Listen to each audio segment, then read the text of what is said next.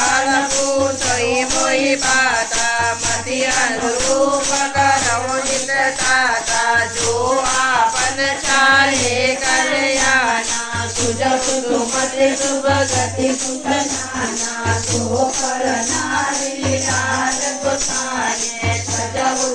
के चरण के काजे चौथा भुवन एक पति होए भूत रुलोति नहीं सोए गुणता करना करण रजो फल फलोभ फल खाई न को काम क्रोध मद लोभ नाथ नरक के पांच